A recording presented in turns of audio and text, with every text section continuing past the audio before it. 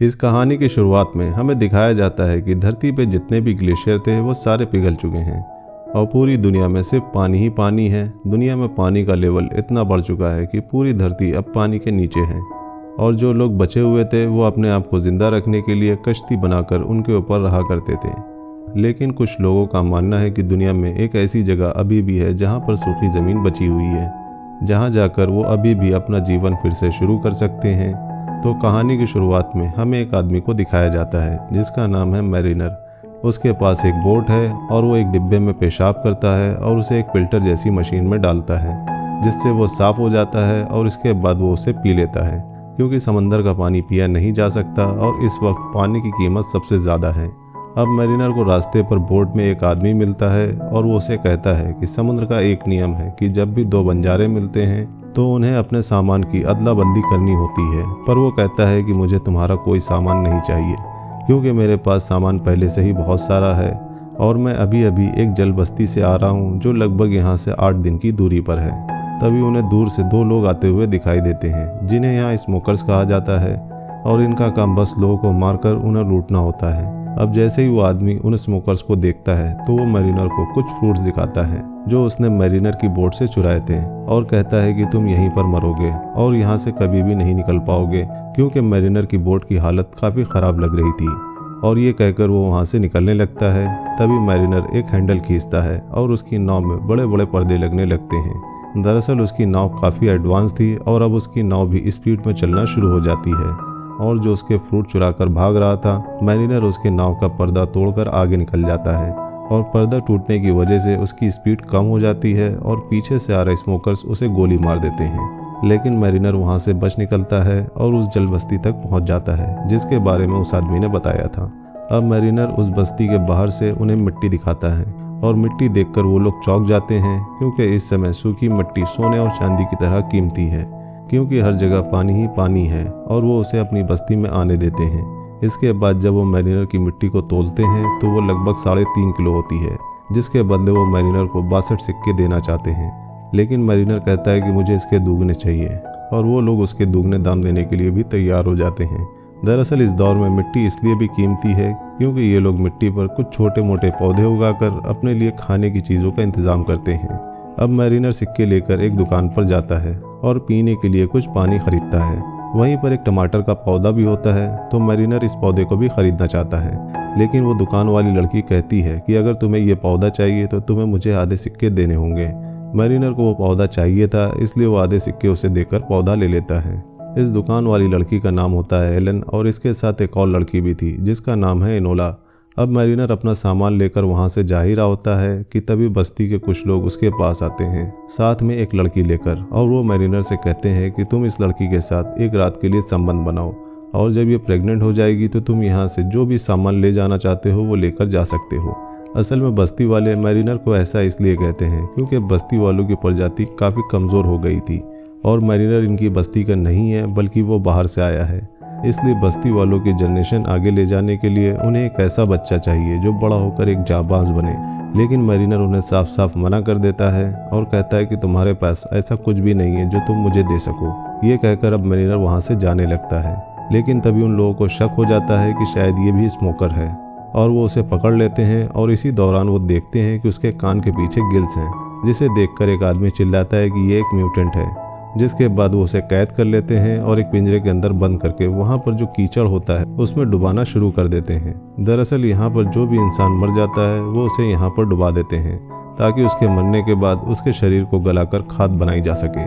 लेकिन इससे पहले कि मैरिनर उसमें डूब जाता, इनकी बस्ती पर कुछ स्मोकर्स हमला कर देते हैं। अब यहाँ पर एक आदमी होता है जिसका नाम है ग्रिगोर, जो कि एक इन्वेंटर है और उसके पास एक उड़ने वाला बलून होता है। अब बस्ती पर हमला हुआ है इसलिए वो हेलन और इनोला को भी अपने साथ ले जाना चाहता है। लेकिन इससे पहले कि हेलन और इनोला उसके बलून तक पहुंचती, बलून उड़ जाता है और उधर मैरिनर डूब रहा था कि तभी हेलन भागकर वहां पर आती है और कहती है कि मैं तुम्हें बचा सकती हूँ, लेकिन बदले में तुम्हें हमें अपने साथ ले जाना होगा। और इस बात के लिए मैरिनर मान जाता है और ये तीनों वहाँ से निकल जाते हैं। इसके बाद स्मोकर्स इनकी बस्ती को तबाह करके उस पर कब्जा कर लेते हैं। अब इनका जो सरदार होता है उसका नाम होता है डीकन। वो कहता है कि वो टैटू वाली लड़की मुझे चाहिए। दरअसल ये इनोला के बारे में बात कर रहा होता है असल में इनोला की पीठ पर एक टैटू होता है और इनका मानना है कि वो टैटू ड्राई लैंड यानी सूखी ज़मीन तक पहुंचने का एक नक्शा है और इसीलिए इन्होंने बस्ती पर हमला भी किया था। अब यहाँ पर हमें ये समझ लेना ज़रूरी है कि यहाँ पर 3 तरह के समुदाय रहते हैं। एक है स्मोकर्स जिनका काम बस मारना और लूटना है और दूसरे हैं आम इंसान जो समुद्री बस्ती में एक साथ रहकर जीवन गुजारते हैं और तीसरे हैं म्यूटेंट जिनके कान के पीछे गिल्स होते हैं जैसे मछली के होते हैं, जिस वजह से ये पानी के अंदर भी सांस ले सकते हैं और बाहर भी। और मैरिनर भी एक म्यूटेंट है। अब मैरिनर हेलन से कहता है कि हमें इनोला को मारना होगा क्योंकि हमारे पास इतना पानी नहीं है जिस पर हम तीनों लोग जिंदा रह सकें। लेकिन हेलन उसे मना करती है और कहती है कि यह सिर्फ एक बच्ची है, इसे मत मारो। लेकिन मैरिनर कहता है कि बिन पानी के तुम दोनों मर जाओगे, इससे बेहतर है कि एक पहले ही मर जाए। लेकिन हेलन उसे किसी भी तरह से मना लेती है और मैरिनर उसे नहीं मारता है। वहीं दूसरी तरफ हम स्मोकर्स के लीडर डीकन को देखते हैं जो कहता है कि मुझे किसी भी कीमत पर वो टैटू वाली लड़की चाहिए क्योंकि वही ड्राईलैंड तक जाने का इकलौता रास्ता है। इसलिए वो अपने आदमियों को एक प्लेन से मैरिनर के पीछे भेजता है और वो लोग उस तक पहुंच भी जाते हैं। तभी मैरिनर अपना हथियार लेने के लिए बोट के नीचे भागने लगता है, जिसे देखकर हेलन को लगता है कि शायद मैरिनर वहां से डर के भाग गया है और वो अकेले ही उनका सामना करने के लिए तैयार हो जाती है। अब हेलन जिस हथियार से उन पर हमला करती है उससे एक तार निकलता है और वो तार सीधा स्मोकर्स के प्लेन में जाकर फंस जाता है, जिस वजह से वो स्मोकर वहां पर फंस जाते हैं और मैरिनर की बोट के आगे पीछे हवा में घूमने लगते हैं। तभी वहां पे मैरिनर भी पहुंच जाता है और वो बड़ी मुश्किल से उस तार को काटता है। इसके बाद स्मोकर्स वहां से चले जाते हैं। अब हेलन ने मैरिनर की बोट की एक कीमती चीज़ यूज़ कर ली थी, जिससे मैरिनर को काफ़ी ज़्यादा गुस्सा आता है और वो हेलन से लड़ने लगता है और वो इनोला और हेलन दोनों के बाल काट देता है और उनसे कहता है कि आज के बाद मेरे किसी भी सामान को छूना मत। जिसके बाद ये लोग अपने सफ़र पर आगे निकल जाते हैं। अब कुछ देर बाद आगे मैरिनर को एक और बोट नज़र आती है तो हेलन उससे कहती है कि हमें उस बोट वाले से बात करनी चाहिए, क्या पता उसके पास कुछ खाने के लिए हो। लेकिन मैरिनर ऐसा करना तो नहीं चाहता था, लेकिन वो इन दोनों को भूखा भी नहीं देखना चाहता था, इसलिए वो उस बोट वाले के पास जाकर उससे बात करता है। लेकिन उस बोट वाले के पास खाना नहीं होता है बल्कि एक कागज़ का टुकड़ा होता है और वो कहता है कि तुम्हें तो पता ही होगा कि इस दौर में कागज़ मिलना समुद्र में मोती मिलने जैसा है, लेकिन ये मैं तुम्हें तब दूंगा जब तुम हेलन को मेरे साथ कुछ समय के लिए अकेला छोड़ोगे। जिस पर मैरिनर भी उसकी बात मान जाता है और हेलन को उसके साथ छोड़ देता है, जिसके बाद वो हेलन को नीचे ले जाकर उसके साथ ज़बरदस्ती करने लगता है। लेकिन तभी वहाँ पर मैरिनर आ जाता है और उसे कहता है कि अब मैं तुम्हारे साथ डील नहीं करना चाहता और अब तुम यहाँ से जा सकते हो। लेकिन वो नहीं मानता है और एक चाकू निकाल लेता है। इसके बाद दोनों में लड़ाई शुरू हो जाती है और आखिरकार मैरिनर उसको मार देता है।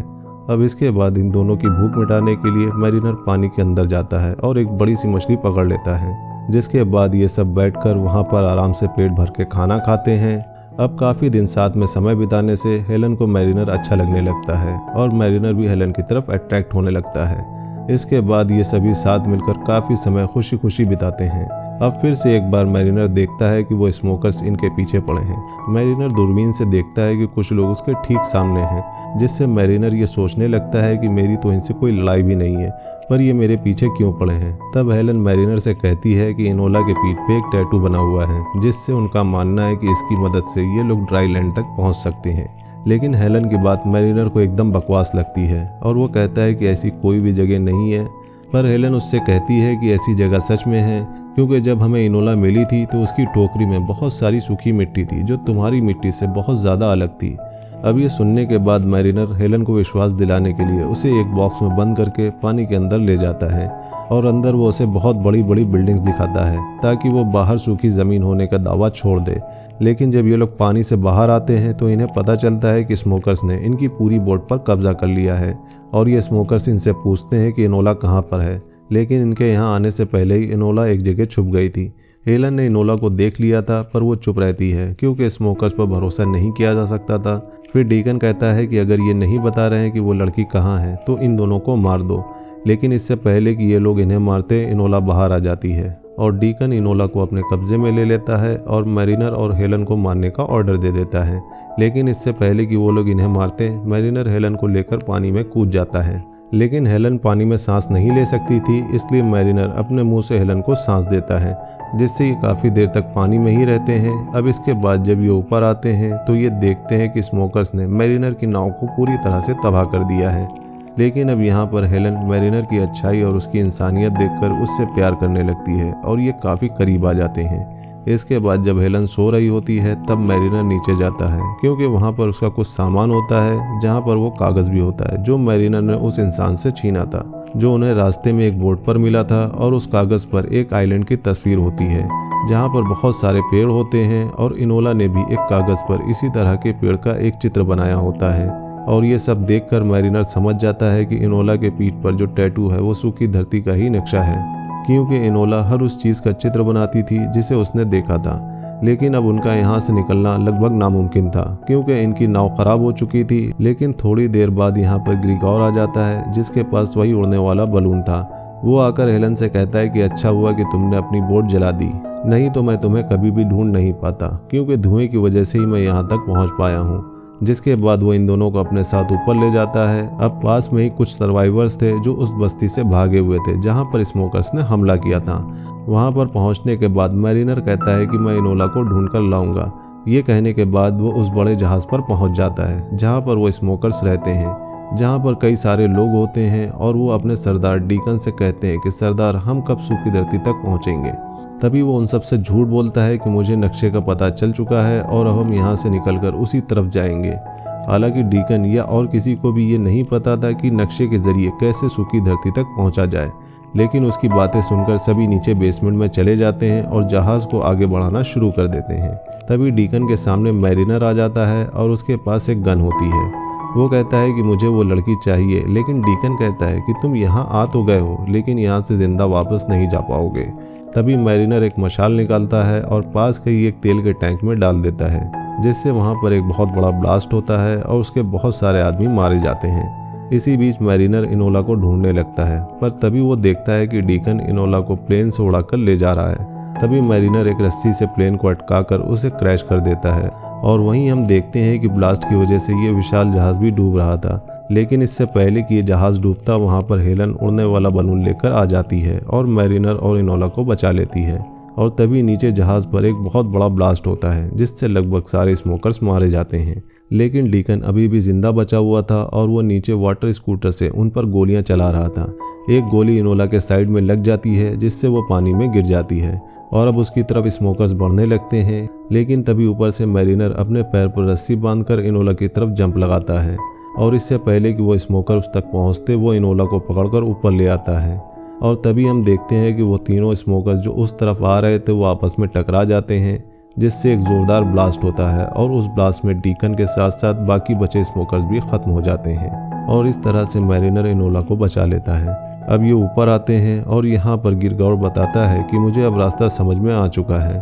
वो सूर्य की स्थिति से अंदाज़ा लगाता है और जो टैटू इनोला की पीठ पर होता है उससे वो तालमेल बिठाता है और कहता है कि सूखी धरती उस तरफ होनी चाहिए। इसके बाद वो अपने उड़ते हुए बलून को उस दिशा की ओर ले जाने लगते हैं।